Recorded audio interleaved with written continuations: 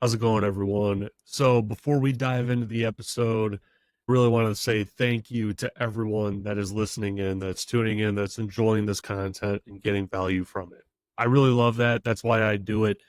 But there's a huge amount of you that are listening that are not subscribed, not following the podcast. And I really want to encourage you to please follow and subscribe to the podcast on whatever platform you are listening or viewing this on. It really helps out the podcast. It helps out the algorithm. It helps more people hear this content that you already find helpful and that they hopefully will as well. So if you go ahead and subscribe or follow the podcast on any platform that you're listening on, and please share it with your friends, that'll be great. All right. Thanks, everyone. Let's get into the episode. How's it going, Keith? It's great to get you on the podcast. I think we've been planning this thing for a while, and I got burnt out towards the end of last year. It just seems to happen every single year. I get burnt out, and then I went, decided to get sick with the rest of my family for all of the holidays. So I'm glad that we can finally, get you on here and have a great conversation. Thanks for having me. I'm glad you're feeling better too. Yeah, it was a blur last year too. I agree with that. Yeah. I mean, last year, literally, it was December, and my head was still in May. It was still like thinking about the summer and stuff. I don't know. I think when you have kids, like everyone says that it like speeds things up, but like it's so true because every single day is, I have a 2-year-old, right? So every single day is her learning a new word or interacting with us a different way or, giving us attitude a new way, right? Like it's all fun and new. And when you have something like that, it just flies by. Absolutely. Mine are older. Mine are like high school and college. And my one recommendation is going to be don't blink. Because it's like mine came home for, the holiday break and he just left. And I think the next time he comes home is going to be close to Thanksgiving. So it's like, with a little man, just to adore that time. Yeah. It's fascinating, right? How priorities change and whatnot. And I was always the kind of guy that when a better opportunity would come along, like I would just take it. I wouldn't even think about it or anything like that, right? Well, now I've been remote for 5 years, right? And I have a 2-year-old and I have a second one on the way, due end of April time frame. And, fairly recently, I had someone offer me a job, better opportunity, right? Really big financial institution worldwide, a lot more money, right? And 5 years ago, I would have taken that without thinking about it, right? The big problem was that I'd have to go into the office 3 days a week. And I sat there and I thought about it, I'm like, the pay difference isn't worth me not being home when my kid gets here, right? Like it's a weird predicament because even 10, 15 years ago, right, when I was getting into the field, it wasn't even an option, right? Like it was like, you're going into the office. That's what it is. If you can't live with it, like get out of the industry, Yeah. But now, like we have that privilege of being like, nah, I'd rather be remote to save the 2-3 hours of commute, just so I could have those hours with my kid. Yeah, the company I work for right now, their name is Corelight, and most of us, so I work in Corelight Labs, which is a research branch of Corelight. We make the algorithms that you'll see on the sensors, and we have researchers that are literally scattered all over the world. And it's really kind of neat because me being on the East Coast, I'll wake up at a certain time and I'll see a certain set of people on, but they kind of fade off. And then midday, a new set of people come on. And it's like, we almost have 24-hour coverage because even for a small team, because we're scattered so much, and it makes it really beneficial for a lot of things that we do, like keeping processes running and doing research around the clock and stuff like that. Yeah, it's way more beneficial, and it makes so much more sense for technology people in IT to be able to be remote, right? If the pandemic taught us anything, it is that there's literally no reason for us to be in the office, like literally zero, right? You can't use the excuse that technology isn't there, it's not available, we don't have it. The VPN only takes so many users at a time, right? Like we don't even have that big of a trunk, right? Whatever those excuses were, all of that is completely gone. Them them saying, oh, the business won't survive. It's like, well, you survived for 2.5-3 years during the pandemic with everyone 100% remote. What are you doing now? Right. Like, you know, I regularly have an Amazon recruiter reaching out to me every year, every 6 months, something like that. Right. Seeing if I want to come on. And this past year, or maybe, 4-ish months ago, one reached out to me and said, oh, it was like 2 weeks after the 5-day work week, push from Amazon, right? When they announced it. And I mean, he reached out to me, and the very first thing I said was, no, I don't think I'm interested, because I wouldn't go into the office 5 days a week. And that's really saying something, because even a year ago, I interviewed with a team there, and they were 3 days in the office. And I asked him, I was like, well, where's everyone located, right?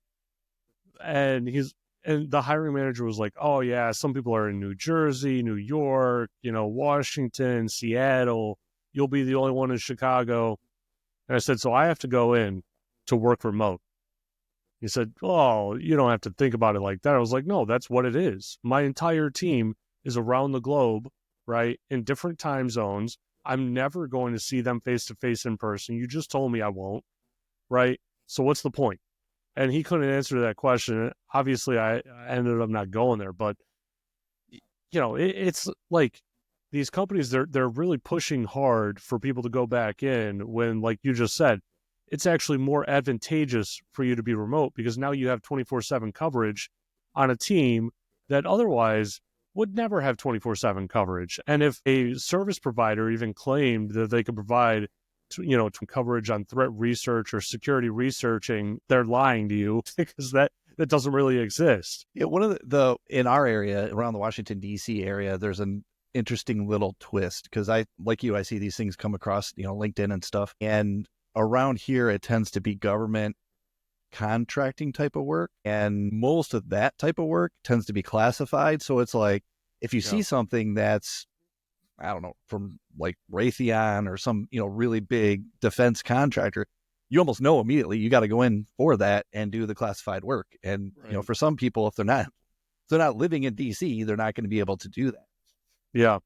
Yeah. No, that's a really good point. I mean, I feel like that's probably one of the very few industries as a whole that it's, forever in the office. There's nothing you could do about it. And it's, within reason too, right? You wouldn't want someone taking their work exactly. home. Like, that's illegal. Yeah. Then it would start like a whole other conversation of, well, if it's legal now, then why was Edward Snowden illegal? And, all that sort of stuff. Right. But, Keith, I really want to dive into your background, right? How you got started, what made you want to get started, right? Because, I view security as kind of like a crazy, not necessarily Wild West, but like we're still kind of trying to figure things out, right? In the industry as a whole. And that's not a fit for everyone. And you really got to be, advantageous around, or curious around all these different, things to kind of dive into security. So how did you find your way into IT, and how did that evolve into security? Well, I would say looking for it, but also kind of lucky. So if we go way back, I mean, in the 80s, I can remember programming on VIC-20s and Commodores and stuff like that as a kid. And I was just always really, really interested in computers. And computers, if you're not as old as me and you're listening to this, they were not all that common back then. So if you had a VIC-20 around, that was a big deal as a kid. So, I got to learning programming and stuff like that. And then by the time I switched to college, there wasn't a computer security anything in the 90s, the early 90s when I went to college. And when I did that, I knew I wanted to be in computers. And the easiest thing, or the most matching major for that, was computer engineering and electrical engineering. So I did a double major for bachelor's in that. And then by the time I was done with the bachelor's, I still kind of looked around and I was like, I don't really want to design chips the rest of my life, like CPUs and stuff like that. I don't want to, write operating system code. I know I'm interested in this other stuff. That during that time I was working at the School of Criminal Justice too. So I had exposure to cybercrime and just all sorts of crime. I even worked with them one time, help them clean up a blood splatter room. So it was it was a really neat, as a computer guy, it was a really neat job to have back in the 90s. So I got to see the law enforcement side of things. which kind of went with computer crime, but still nobody was calling it computer crime back then. And so I graduated with my master's in 99, and I figured, you know what, I don't want to get a PhD yet because there's nothing in here that's computer crime related. If I did it, it would have been straight electrical engineering or computer science back in 99, and it just didn't fit.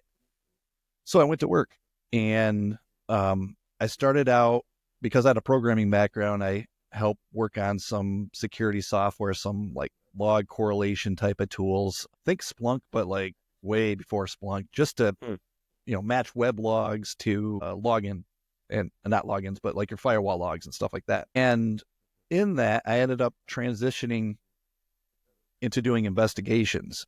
So when I say investigations, I mean it very loosely, not just remote attacker breaking into your network, but also your internal employee gone rogue, or sometimes it was civil stuff where one company would accuse another company of stealing their source code, and I'd have to look at it and say yes or no, this is or isn't the same as what you think it is. And I worked in that space for quite a while, somewhere between like early 2000s through about 2016-ish. So I did investigations for quite a while. And in there, I had experience doing expert testimony in federal court, criminal and civil. I've done state courts like Tennessee and some other states that off the top of my head I'm not remembering right now, but a handful of other states. And it gave me experience with a lot of different types of cases. So some of the cases were, let's see, for the testimony, a lot of the testimony tended to be insider cases. So one of my biggest one was United States versus Roger Geronio. And I testified back in 2006 in that one. And I investigated it. It was about a couple of years of investigation in front of it. I think it was like 2004 to 2006-ish. And he committed the crime, if I remember correctly, somewhere in the 2002 to 2003 timeframe. So, when you get into these things, it's not like a quick investigation and it's over. You get kind of into them for a long time. And so I would work on these, longer investigations that would tend to go to trial, like that one. And in that particular case, I got up on the stand and spoke about, this was the logic bomb, which was a piece of computer code that deleted data. And I demonstrated how it was spread on these computers and how it only could have been him and all that kind of stuff. And so that was probably my largest case. The other ones were things like intellectual property theft, like I talked about earlier. But my last case was probably the one that, just if I can be vulnerable for a moment, probably made me switch, which was a murder case. And that was completely different than all the other cases that I did, because I looked at computers from the defense and the prosecution. I was retained by the defense, but it was just a completely different experience from there's still electronic components. So it's electronic crime in a way because there were messages sent, but the true bread and butter electronic crimes of stealing credit cards and, insider gone wrong, it just was a completely different ball of wax. And that was about the time I decided, you know what, maybe I should get that PhD. And I looked around, and I still had trouble finding some universities in 2016 that taught true cybercrime. It was a lot. Most of them would teach policy related cybercrime stuff. And I'm a very technical person. I code in most languages, and just doing policy stuff wasn't where I wanted to go with my career. But Dakota State University had this program online that was they call it cyber operations, which is it's like cybercrime, basically, or computer security is how I think of it. There's cyber operations and there's cyber defense, and operations, I guess, is more technical. And that's the one that I did. And I ended up in that one writing a dissertation on how to classify malware using artificial intelligence. And this is before LLMs. This is like 2019. So I had to use things like tensors and the really nerdy and geeky stuff that we don't really talk about nowadays. We just say LLM and everybody knows what we talk about. Yeah. But it was like the very low level PyTorch tensors that I ran this data through and basically was able to classify them. And then, so that's the endpoint. And then in 2019, I switched over to network. So I wanted to give you that lay of the land of, we can talk about investigations if you like. We can talk about endpoint malware dissection detection, or we can talk about what all this stuff looks like on the network, which is what I do now, which is developing algorithms at scale for, think like universities, really large universities, writing algorithms that'll say, hey, this traffic out of all your university traffic, this thing here is a beacon and you need to look at it. And that's what I do now. Yeah, it's really fascinating. When you were getting your PhD, I was like just getting into getting my master's in cybersecurity, and I saw that exact same thing where it was all policy, it was all theory, right? There was no hands-on keyboard. And the one university that I stuck with, I went with Capital Technology University. It sounds like it's one of those, schools that are going to be like, you're going to be getting a refund from because it was a scam, or whatever it was, right? But it was extremely hands-on. Like literally, we'd have four 5-hour classes or something like that, 4-hour, 5-hour. And the first half, you're talking about, the logic behind it, right? The thought process behind, okay, like I'm going to do recon on this network. This is what I'm looking for. They'll show you maybe a little bit of the history of it, right? Like where it started and now the tools that you're going to use and whatnot. And then the second half, like you're actually doing it, like they walk you through setting up your home lab, right? What does that look like? What do I even need? And you're actually launching all these different attacks. The forensics one I thought was actually really interesting. And I actually did pretty well in it. I wish I just had a better professor, which they now have a world-class professor in it. So I'm like even just tempted to go and take that class alone, just to get the info. But it was really fascinating for me to see like kind of both sides, right? Like how you can go back and you can basically pull anything from a computer's history, in the registry, whatever it might be, and you can follow it all the way along. And then, immediately where my mind goes is, well, how do I get around that, right? Like, how do I start manipulating that sort of thing? And, I guess that's like that degenerate hacker mindset in me that's like, well, it works like that, but what do I do over here?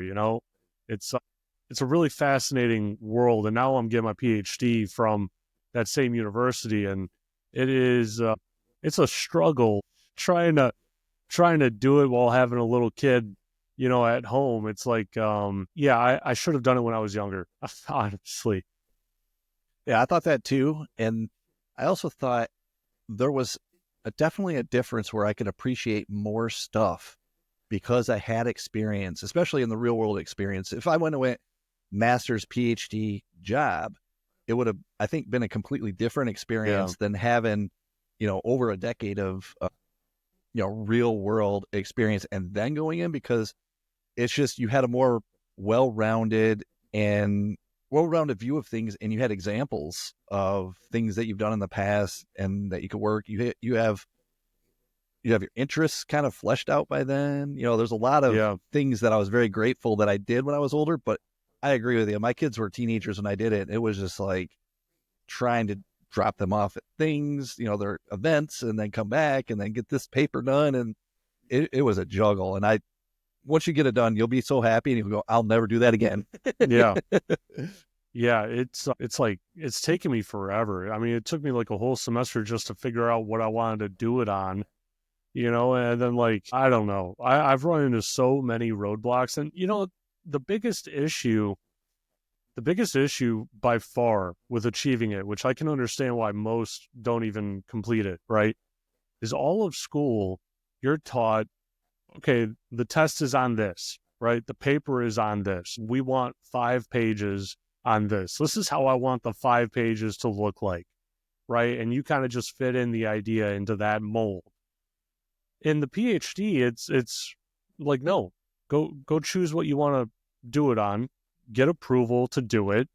Hopefully there's enough info there for you to do a PhD on it, right? You have to figure out how you're going to test it, like what the methods are, everything. You're starting from scratch. I mean, your PhD, could be 20, 40 pages, which I'm already on like page 40, right? And like not even getting started on my research, or it can be hundreds of pages long.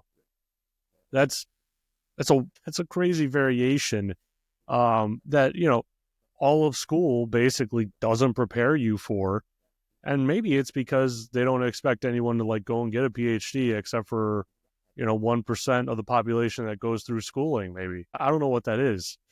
There was a really good quote that one of my professors or advisors said to me one time, which was, your bachelor years, we tell you what the question is, and then we tell you what the answer is. In your master's, we tell you what the question is, and then you tell us what the answer is. And then when you get to the PhD, you tell us what the question is, and you tell us what the answer is. And I thought Yeah. that fits perfectly with my experience. And even now, with the research team that I'm on, there are things that I will just say, I'm going to write a detection for this. And nobody will ask you, nobody will tell you how to do it or anything. And it mirrors that process that you learn in your PhD, which is, okay, go out there, do your literature review and do this, all this other stuff. And a lot of it is self-motivated, that when you get on research teams like this with people with PhDs and so forth, at least in my experience, there's probably just as many things that I'll just pick up and do just out of curiosity as things where the company says, hey, we'd like to develop this thing. So it's kind of nice. And it does very much, at least my experience is very much mirrored what I experienced in the PhD, of having some freedom to, you know, explore and come up with different things.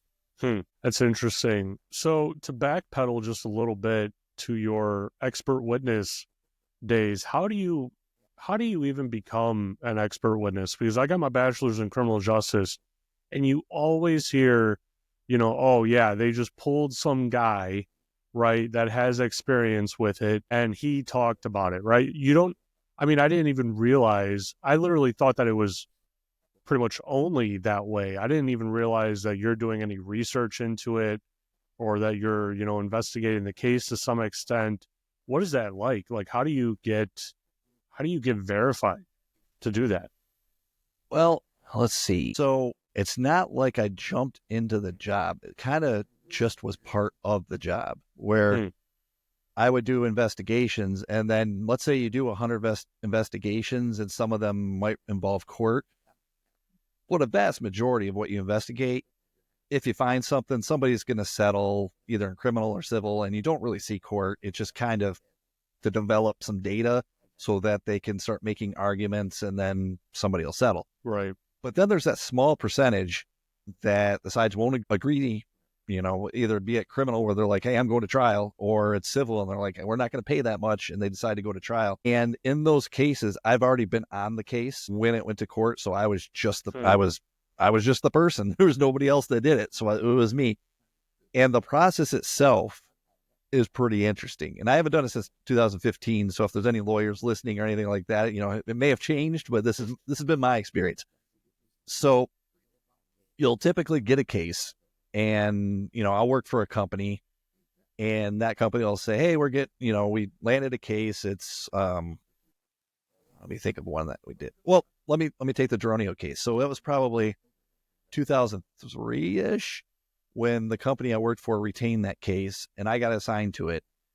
And it basically started with, okay, we think this person deleted all the data on the UBS Paine-Webber's trading system, so people couldn't trade stocks. Because back then, I mean, computers were a lot harder to come by than they are now. And it was like each office had this server, and the server was responsible for processing these stock trades and stuff like that. So if you go in and knock one of those out, in theory, they can't trade. Now, in reality, what happened was they just took out paper and they continued to trade. It was slower and they didn't get as much done, but, you know, that's how they did it in the past. And that's what they did when these systems went down. And so in that particular case, they said, hey, these systems were deleted. There's no hard drives or anything you can look at, but we got these tape backups of what they looked like right before they went bad. And I was like, okay, so you have to go down the whole path of, I have these tapes and I got to figure out what format they are. I got to figure out what tape drive I need to get into, how to restore them, what programs they use. And there's like, you see, there's like all these steps you got to do just to get to the data. And it's like, you have the data at that point and you start doing an investigation. And that particular one, I was able to pinpoint it down to a particular user, which ended up being the person that was arrested anyways. So what happened was, once you come up with your conclusions, you write a report. Now, in the legal world, there's two types of witnesses. There's a fact witness, which you could say things like, I saw the red car go through the light. And then there's an expert witness who can give you opinions, which would be, it was my opinion the person was drunk when they went through the light. You know what I'm saying? Where it's like, you have to apply some knowledge and critical thinking to it. Whereas fact, you can just, that's it. You can only say the facts. So as an expert witness, there's this whole process that happens with these opinions. And you start it by writing a report, a physical, like, paper report. And you give it to the attorneys, and then they'll give it to the other side, and then they'll get an expert, and then that expert will go through there and tell you why you're wrong, and how could you ever think this way? You're completely wrong. And so you typically have some opposing expert that'll be saying everything that you did is wrong. And in almost every case I can think of that I've been in, there's been that opposing, expert on the other side. So once the report is done, typically, and this happens more in civil, but you'll be pulled into a deposition, which is you have to give live testimony. And it's not in front of a jury like a court case is, but it's just as important, because this is where they get you into your opinions on record, more on record, because it's coming out of your voice rather than you got your report, but now you're up there saying it, right? And so you've got that record coming out, and that's going to basically be available for them during the trial too. So even though people are thinking, oh, I'm going to testify in trial, that's usually the very last step in these things. So there's things like depositions where it's just as important for the trial, but it's a completely different environment where there's no judge. There's just a court reporter, the lawyer you're with, and the lawyer asking you the questions. And I've had those be wild. I've had lawyers throw their pens in the air because I wouldn't answer a question their way, the way they wanted me to, and all that kind of stuff. And it's just wild because there's no judge and jury, so they can pretty much do everything. But what's on the record is on the record. So when the guy throws a pen, you have the attorney going, I don't appreciate you throwing your pen, and stuff like that. Yeah. just to get it on record. So if you're at the deposition point and you've given your deposition and they still haven't settled whatever it is, the criminal or civil case, then typically you'll go to trial.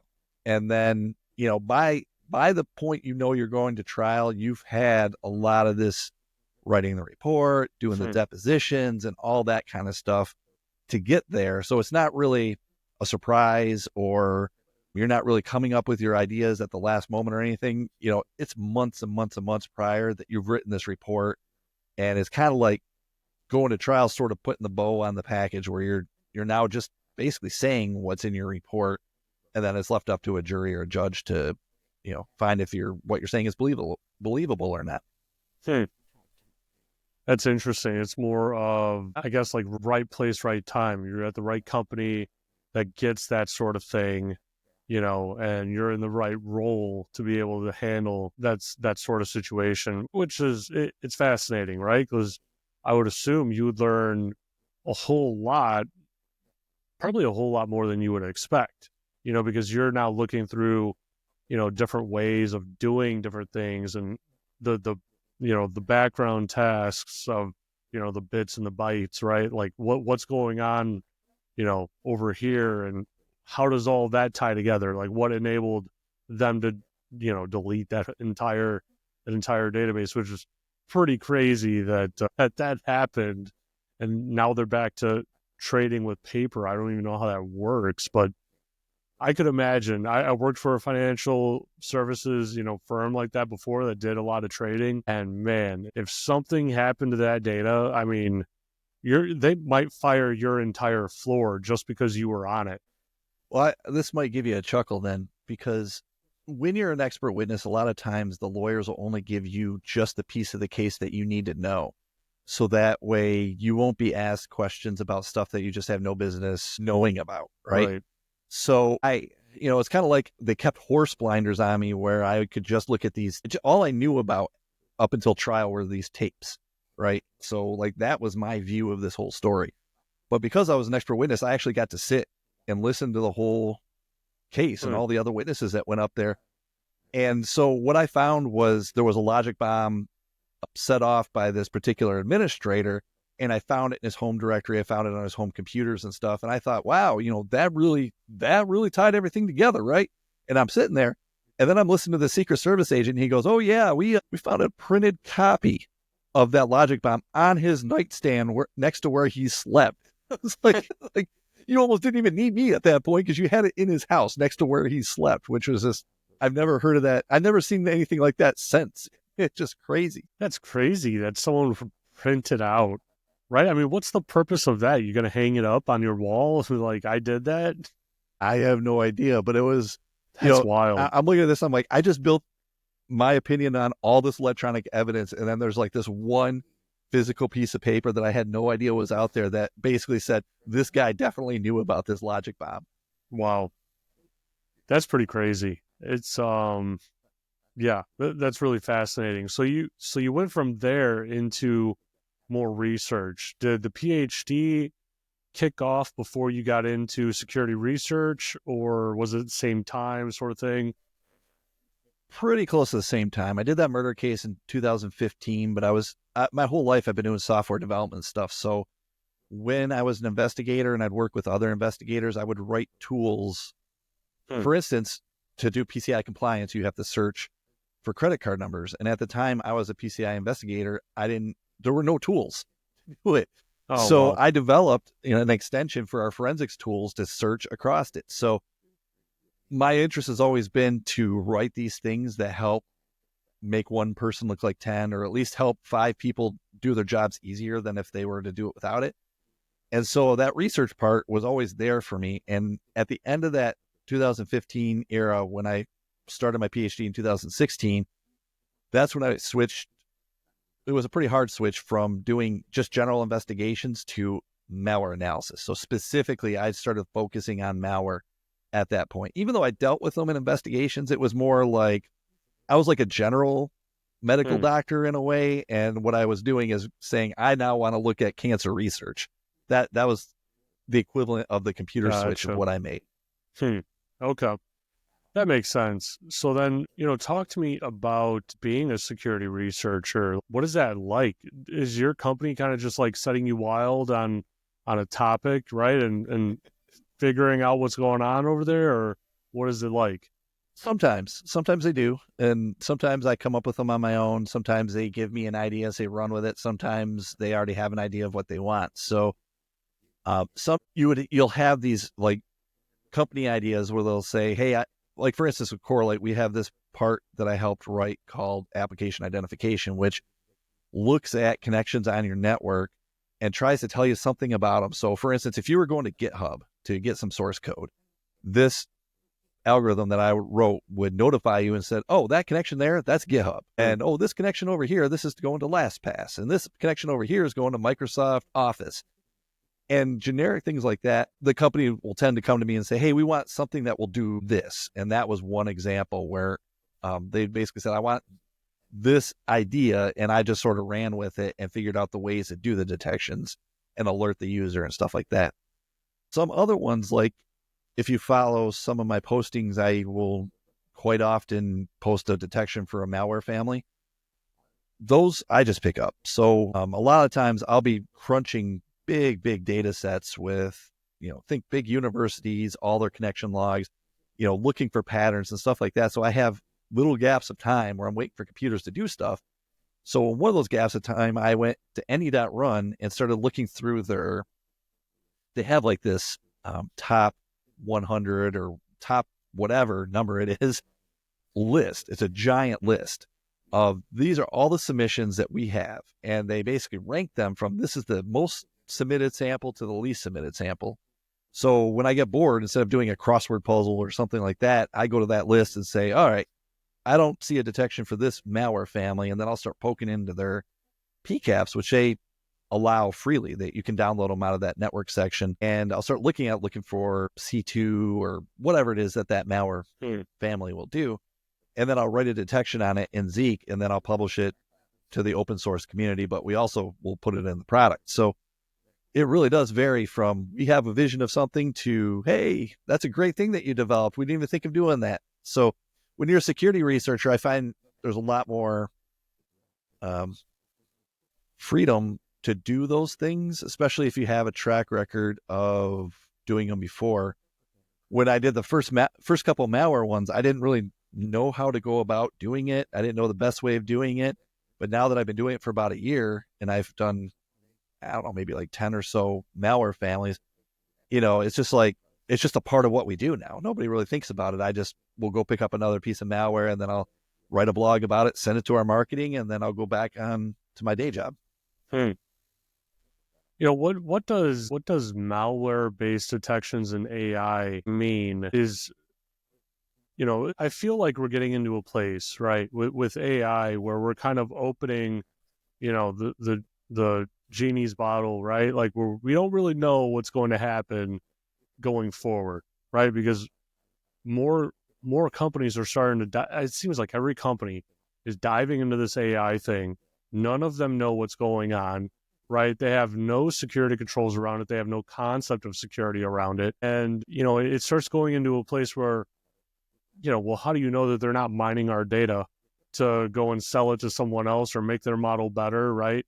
Or how do you not know that you're not feeding, a piece of malware that's underneath their code that they're not even thinking of themselves, that they, somehow got infected with this piece of malware and now it's, maybe siphoning data off of over to like, the Chinese model. What is it like? Seek, Deep seek. DeepSeek, right? What does that look like, even using AI to do like malware detections? Because, at some point, right, like it's going to figure out the detections that you're writing, maybe the logic behind it, and it'll extrapolate on that. So what's your thoughts on that?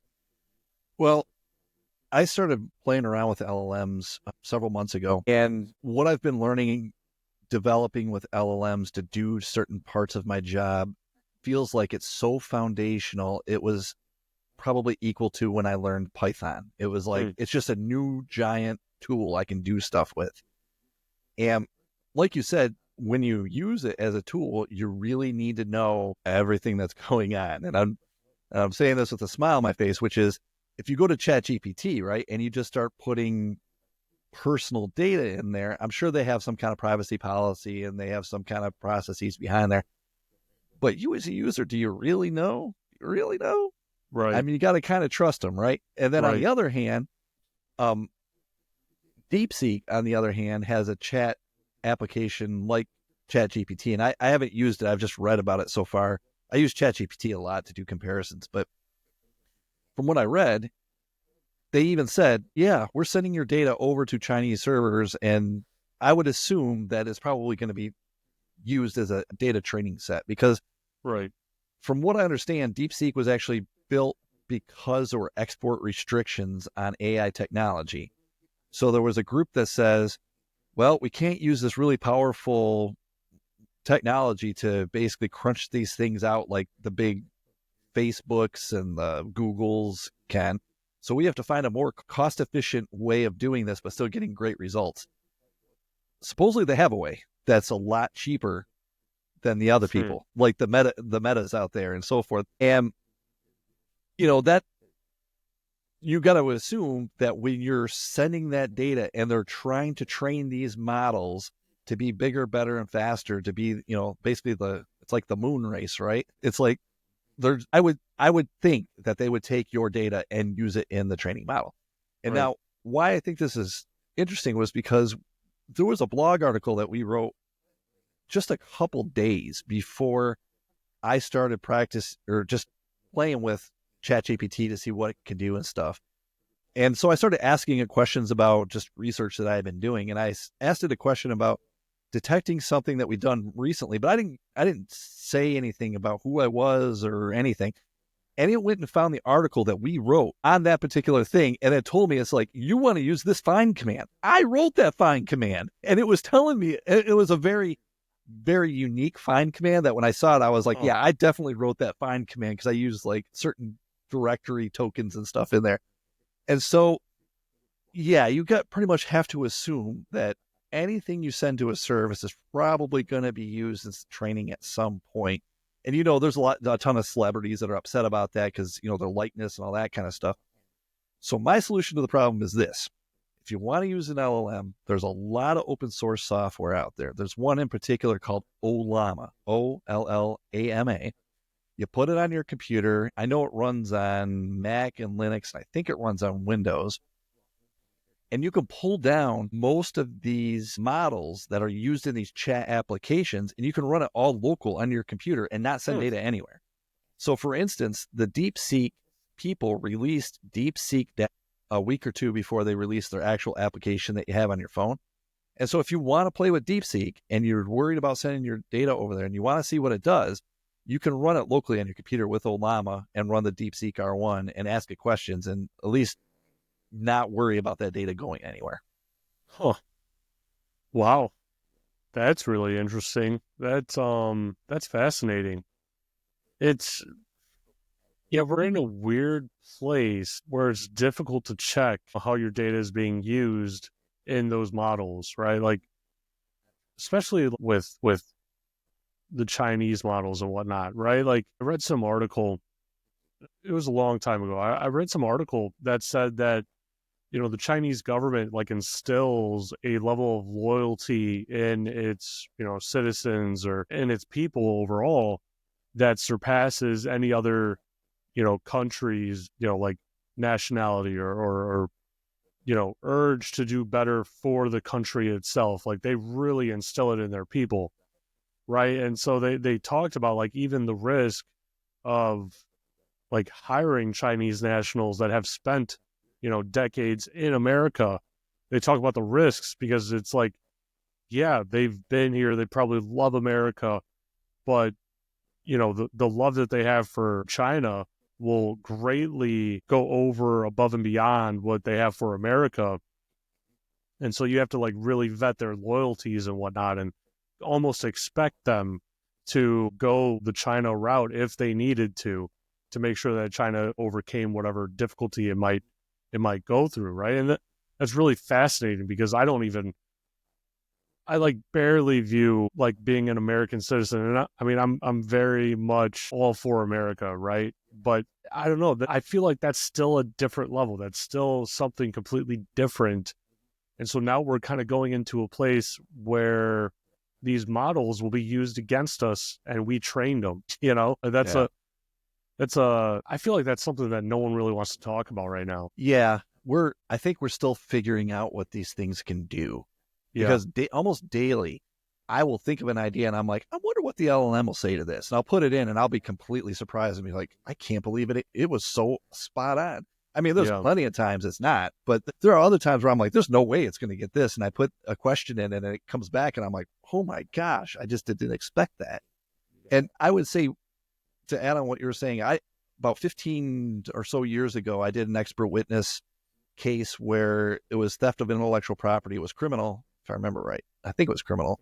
It was the Department of Justice, so I think it had to be criminal. And what I learned is there's a whole, like, the cultures are different even. So business-wise in America, we write contracts. And if you and I have a contract, in a perfect world, we would abide by that contract. And if one of us broke it, we would sue the other person and they would get, the situation would get rectified.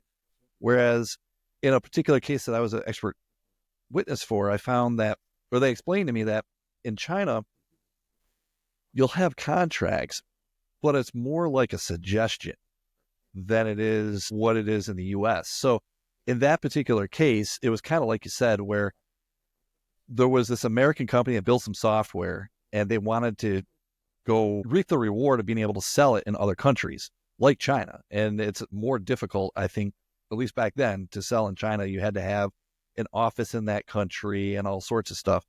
Well, what they did is they took that software, put it on a server over there and put it in China. And then they were like, oh, you're in America? You can't do anything. This software is ours now. Yeah. And basically, owned it. And what happened was the person that was still in the US, that was the person that went on, that I was an expert witness in his case. He was the defendant. So, that threat has been there for probably a couple of decades, where it's like, we want to be able to sell our product, either a physical or software product. And there's this great market over there. But if we sell it over there, we're running the risk of being reverse engineered or stolen or something like that. So yeah, I think that older style of intellectual property theft that we saw for so many years is just now kind of translating into LLMs, where LLMs will just eat up as much data as it can in order to train itself. And that's kind of in a way like taking other people's intellectual property if it's not already public information. Right. Yeah, I work for a large automotive manufacturer, and we have a whole Chinese division and everything else like that. And we were talking about, I think it was my architect was talking about different security controls in China and stuff like that we had. And I just looked at my CISO and I said, "We're in China." And he said, "Yep." I was like, "So none of this even matters then. They have everything that we could ever have over there." He goes, "Yep." And I said, "Are they at least different cars?" He said, "No." I was like, "Okay, so they have everything that we sell then." And like the discussion ended right there. Like, it's very safe to assume we have a presence in China. China has a policy where if it's in China, it's the Republic of China's property, basically, right? And there's nothing that you can do. And so now it's turning into like AI models and consuming all the data that comes with it, right? And we're getting into a place where it's almost like these models are going to start writing themselves if they're not already, and we don't know about it, right? I mean, is that kind of how you see it too? Because we're going into a place where I mean, even ChatGPT was saying that they're running out of data to train their model. I mean, they're running out of data in the knowable world. How insane is that? It is. It's crazy. The part that I sat back and when I tell people, especially that are out not in the computer world, and I say, listen, so I run these Chat GPT like models, pick like DeepSeek or whatever. I actually like 5.4. That's Microsoft's model. It's very good with cybersecurity questions. So I've been using that one. And I'll run that locally, but I'll run these prompts and I'll get some data out and I'll be like, that's not exactly what I wanted. So what I'll do is I'll take my prompt that I usually send to my local model, and I'll go to ChatGPT and I'll say, listen, this thing is producing some data that looks like this, but I really want it to look like this. How can I make this better? And so I have one chat actually making my prompts better for my other chat, and it actually works. It's crazy. Huh. Wow. Yeah, for a lot of the PhD research that I'm doing the literature review right now. So I'm using Grok and ChatGPT pretty heavily, finding the right papers, finding the right quotes even within the paper, tying it all together. It's really fascinating to see the differences because there will typically be, maybe 80%. Like if I say, find me the top 10 articles on, quantum requirements for quantum encryption to work, maybe 7 or 8 of the articles will be the exact same, same sources and everything. But then it's those outliers, that it categorizes something higher above another or adds in different articles and whatnot. And it's interesting to see it just pull together because it's like the new version of the search engine. I don't go to Google. I didn't go to Google like one time to find any of these articles. I literally just went to this LLM, and I mean, it probably knows more about it probably knows exactly what I'm researching and, has its own dissertation in the background ready to go. Ask ChatGPT what it's learned about you. That's an interesting response. Oh, So I'll ask it things. I'll just think of random things. I'll be like, what's the funniest thing that I've told you? What's the, coolest networking thing that I've shown you? What's the coolest coding thing that I've worked on? And it'll weirdly summarize stuff that you did like 30 days ago. huh. Wow. I'll have to do that like as soon as we're off here. It's pretty cool. That's really fascinating. It's interesting too. And then there's like a whole poisoning aspect of these models, like where I I mean, I don't want to say that Google's model was poisoned, right? But the way that it was coded was obviously very biased towards one like subsect of the population in a very odd way, right? Like, I mean, someone gave it the prompt, like, give me a picture of a Nazi, and it had like an African American person, as a Nazi in a Nazi uniform. Is like that would never happen, right? But I'm thinking of it in terms of when you ask it for some type of critical information and it gives you the wrong answer intentionally. It makes it seem like that's the right answer. It gives you different sources for it. Maybe it even created those sources, and so now we're having limited ways of even verifying or validating that information. Like the Google model was very obviously incorrect. It needed some tweaking. Google admitted it, right? But what if you don't know? Like, you legitimately don't know. Like, for my PhD research, some of this stuff I legitimately don't know. It could tell me the wrong thing and I wouldn't know it, and I would include it in my research, not knowing that it's wrong. And I mean, Yeah. you have your PhD, right? So your resources could be potentially hundreds of citations, right? Yeah. Hundreds of articles that you pull this info from. Who's going to go and check 200 articles that you claim to be in your research? It's very small, right? And now we're turning into this thing that's being informed by a model that's potentially being influenced, in some other way that we're not seeing. Yeah. It whatever input they give it is whatever bias it's going to have. So Yeah. it's I've looked at a lot of those models through Olama, and it's almost like when you see these models, it's kind of like meeting a new person, because you ask it a question and you ask a Yeah. technical question, and one will be like really good at bulleting it out and stuff. You ask another one and it'll be free form when it tells you, and it's Yeah. really strange.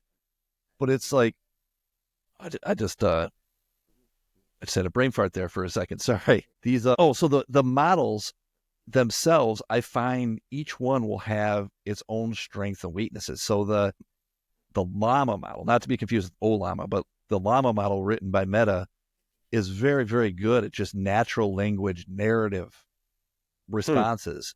Where I found the Microsoft model, its bias in a way is it's really good at, in my opinion, at cybersecurity questions. I can ask it pretty up to date cybersecurity questions and it gets it. Whereas with the Meta one, I have to tell it a little bit about cybersecurity for it to get it.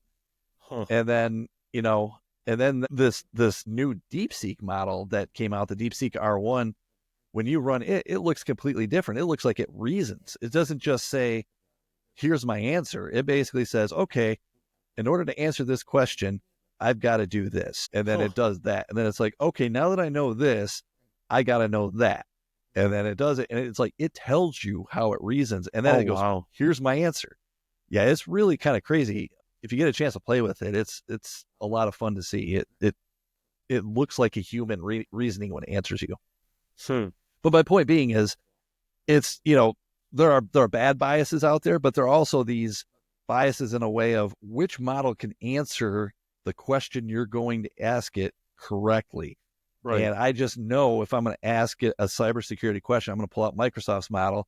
If I'm going to ask something narrative related where I need a nice passage of English text, I'll probably go to Meta's and ask it the question. So you just kind of, you got to play with them and kind of understand them.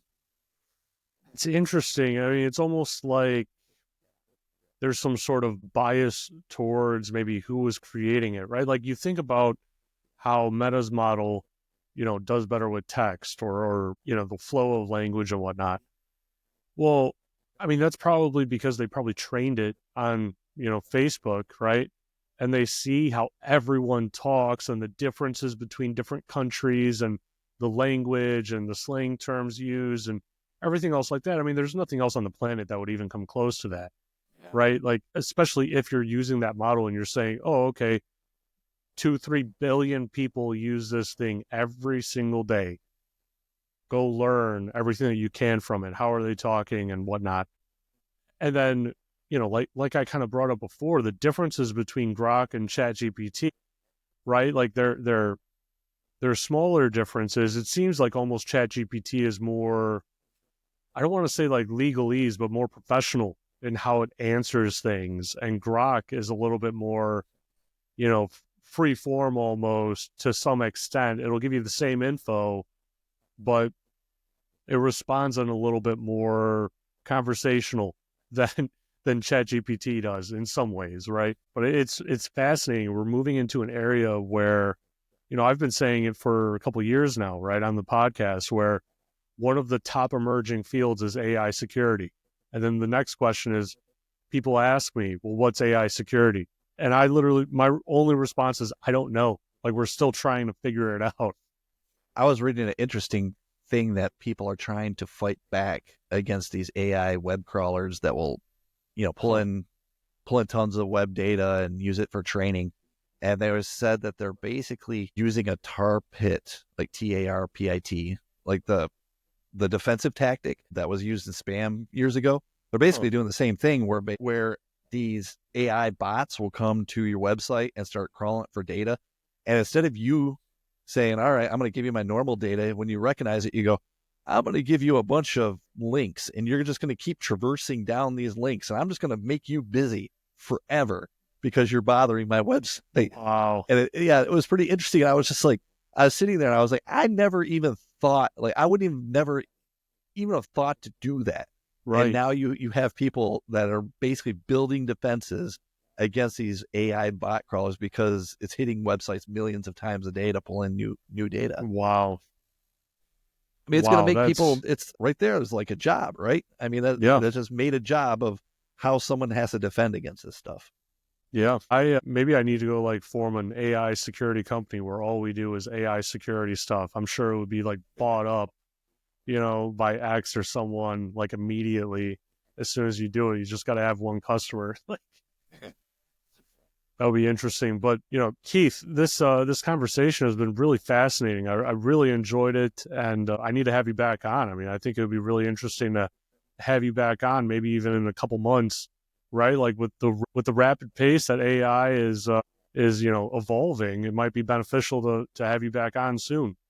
Absolutely. I'd be happy to. And whenever you need anything, just let me know. Yeah, absolutely. Well, before I let you go, how about you tell my audience, where they can find you if they wanted to reach out to you, where they can find your company. And I saw that you have a podcast. So I don't know if you're still doing it, but, all that info. I've been doing it off and on. Basically, I just make fun of electronic crime criminals and how they get caught. But if you want to get a hold of me, probably the best way, you can hit my blog first. That's just Dr. as in Dr. KeithJones.com. And if you don't spell Keith a lot, it's EI, not IE. And that would be my personal blog. My work, the company I work for is named Correlate, and they're correlate.com. They have network sensors that detect a lot of these things that I was able to talk to you about today. And you can find me on LinkedIn. I'm always on LinkedIn. That's probably the number one social media place that I'll visit the most. And just do a search on there for Keith Jones. And I'm in Maryland. I should pop up there pretty close to the top. Awesome. Sounds great. Well, thanks everyone. I hope you enjoyed this episode. Thank you much.